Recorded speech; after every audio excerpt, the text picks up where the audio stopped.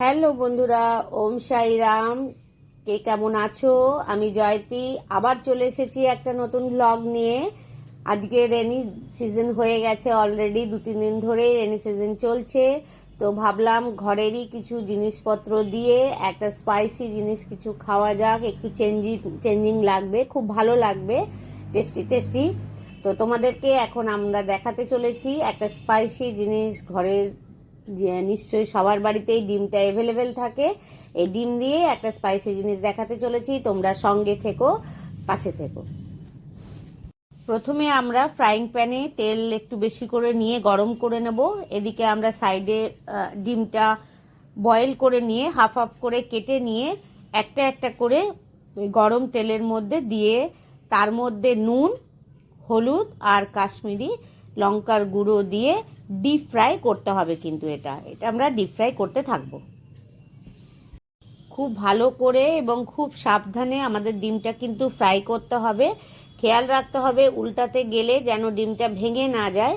একটা একটা করে ডিম ভালো করে উল্টে দুপাশে যখন আমরা দেখব ভালো করে ফ্রাই হয়ে গেছে এবং ব্রাউনিশ একটা কালার চলে এসেছে, তখন আমরা একটা একটা করে ডিম উঠিয়ে নেব।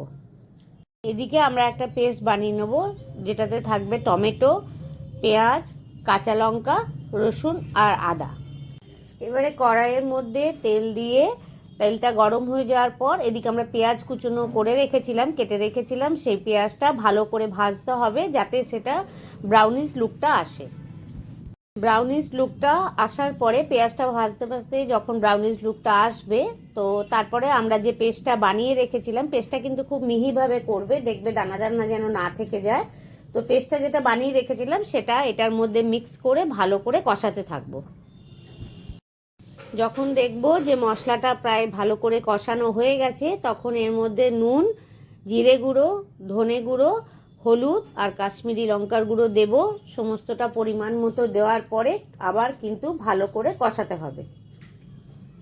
যখন দেখব যে মশলাটা প্রায় কষেই গেছে, তখন আমাদের যে গরম জল আছে, সাইডে আমরা একটু গরম জল করে রেখেছি, সেই গরম জলটা একটু পরিমাণে দিয়ে সেটাকে ভালো করে নাড়তে হবে, তা কেননা যেন মশলাটা কড়াইয়ে লেগে না যায় বা মশলাটা পুড়ে না যায়, আর একটু গ্রেভিটাও বাড়বে।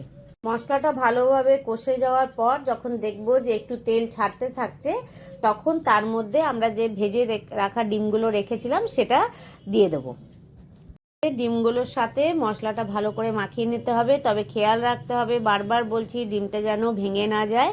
আস্তে আস্তে করে মশলাটা মাখিয়ে নিতে হবে এবং মশলা মাখানোর পরেই দেখা যাবে আমাদের egg curry, spicy egg curry ready. এবারে আমরা এটাকে একটু সার্ভ করে নেব। আজকাল আমরা লঙ্কাগুলোর ক্ষেত্রে দেখতে পাই লঙ্কাগুলো অতি পরিমাণে আমাদেরকে ধোকা দেয়। যখন আমরা ভাবি বেশি ঝাল নেই, তখন দেখছি অতিরিক্ত ঝাল, যখন দেখি যে হ্যাঁ ঝাল আছে, তখন দেখি ঝাল নেই। তো যাই হোক, আমরা কড়াই থেকে নামানোর আগে যখন একটু সাইডে টেস্ট করলাম, তখন দেখলাম না, ঝালটা একটু কম হয়েছে। ঝাল যারা কম খায় তাদের জন্য ওইটাই ঠিক ছিল, যেহেতু আমরা ভাবলাম এটা একটু ঝাল ঝাল করে খাবো রুটি দিয়ে। তো আমরা একটু কড়াই থেকে নামানোর আগে কাঁচা লঙ্কা কুচি কুচি করে কেটে ওপর থেকে দিয়ে দিয়েছিলাম, এটাই তোমরা দেখতে পাবে তার উপরে। সার্ভ করার পর দেখো লুকটা কেমন হয়েছে। বেশি শুকনো করতে যেও না, তাহলে কিন্তু ভালো লাগবে না। এটা গরম ভাত, রুটি, পরোটা সব কিছু দিয়েই ভালো লাগবে। আমরা রুটি দিয়ে ট্রাই করেছি, আমাদের খুব ভালো লেগেছে। তোমরাও খুব তাড়াতাড়ি, মানে 8 ঘন্টা 45 মিনিটেই এটা হয়ে গেছে। এইভাবে হয়তো অনেকেই করে থাকো, তবে ডিমটা গোটা থাকে বলে ডিমের মধ্যে মশলাটা সেভাবে ঢোকে না। এটা যেহেতু ডিমটা হাফ হাফ করে নেওয়া হয়েছে, সেই জন্য ডিমেরটার মধ্যে খুব ভালোভাবেই মশলাটা ঢুকেছে এবং সত্যি খুব খেতে ভালো হয়েছে। তোমরা যদি এভাবে কেউ করো, আমাকে অবশ্যই কমেন্ট সেকশনে জানিও কে কে করো, আর যদি না করো তো একবার ঘরে অবশ্যই ট্রাই করে দেখো। একদম ঘরেরই জিনিস, সব কিছুই, এক্সট্রা কিছু লাগেনি। খালি হয়তো কাশ্মীরি লঙ্কার গুঁড়ো সবসময় অ্যাভেলেবেল থাকে না, তোমরা সেটা দিতে পারো কালারিংয়ের জন্য। কালারিংটা দিলে একটু দেখতে ভালো লাগে। যদি তোমাদের মনে হয় না লঙ্কা গুঁড়ো খাবো না, তাহলে নর্মাল লঙ্কা গুঁড়ো যদি ঘরে থাকে সেটা দিয়েও করতে পারো। যাই হোক, তো এই রেসিপিটা তোমাদের কেমন লাগলো অবশ্যই জানিও। এই ঠান্ডা ঠান্ডা আমেজে আমাদের তো খুব ভালো লেগেছে, আমরা রুটি দিয়ে খেয়েছি। আর তোমরাও এই 2-4 দিনে একবার ট্রাই করে দেখো অবশ্যই। আর সঙ্গে থেকো, পাশে থেকো, সবসময় এইভাবেই সাপোর্ট করে যেও। আমিও সবাইকে সাপোর্ট করার চেষ্টা করব, পাশে থাকবো। তাহলে আমাদের এই স্পাইসি রেসিপিটা আমি এখন এখানেই শেষ করলাম। এই ভ্লগটার পরে আবার একটা নতুন ভ্লগ নিয়ে খুব তাড়াতাড়ি আসবো। এখন তাহলে শেষ করছি। ওকে, টাটা, বাই বাই, ওম সাইরাম।